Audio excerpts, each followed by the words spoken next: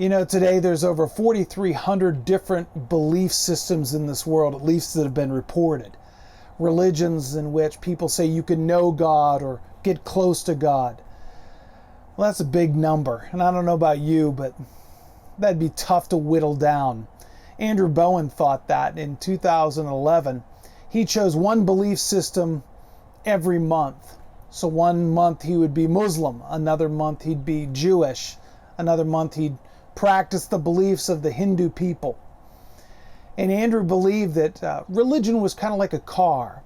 Everybody wanted to go someplace, get to a certain destination, and that's knowing God. And the different religions were different car makes, that you could get there just in a different car. I would say when we look at what Jesus thought about that, we'd find out that he couldn't have disagreed more.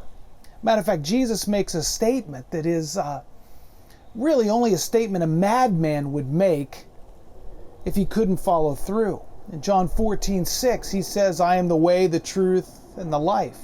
No one comes to the Father except through me. That's a big statement. That puts him in a different class if he can prove it. And I think the proving grounds is really that time of Easter or the resurrection. You see, nobody really disputes that the body wasn't in the tomb. That's pretty much settled. No one really fights that the body wasn't there. The question is, how did the body get out of the tomb? Some would say the disciples took it. They would say the disciples had a vested interest in kind of propping up the teaching of Christ, so they took the body.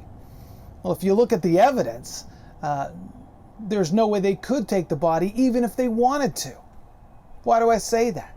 Well, first of all, you've got the seal. You've got the stone that is laid in front, a heavy rock.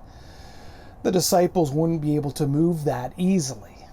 Well, and then second of all, you have the Roman soldiers that have been stationed outside of the tomb. If you can't move the rock, certainly you're not going to be able to defeat the soldiers. And that stone actually had a seal on it. And that seal, if that seal was broken, you were challenging the authority of the Roman Empire, and it was common knowledge. You break a Roman seal, Rome breaks you. So I would say even if the disciples wanted to take the body, they couldn't. Other people would say, well, the religious leaders would take the body. I don't think so. Religious leaders didn't want Jesus anywhere outside of in that tomb. Matter of fact, less than 50 days after the resurrection of Christ, some 3,000 people professed belief that Jesus Christ rose from the grave, just a few hundred yards from where they heard the message from the Apostle Peter. And all the religious leaders would have to do is produce a body, and they would stop Christianity cold. It would never get off the ground. Produce a body, and the 3,000 people would turn away from that belief instantly. It's even more compelling is that the disciples, after that day when they realized Jesus rose from the grave, they gave their lives, traveling as far as they could, telling people about the resurrection. So I'd say during this time of year, I'd encourage you to check out what the Bible says about who Jesus is and what Jesus has done. Because if he did rise from the grave, it makes all the difference in the world. And wouldn't it make sense for you in 2021 to pursue him? Because if he did rise from the grave, you should trust in him. So have a conversation with a friend. Investigate what Jesus says about himself and the resurrection.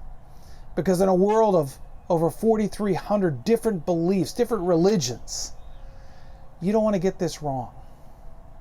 Thanks for listening.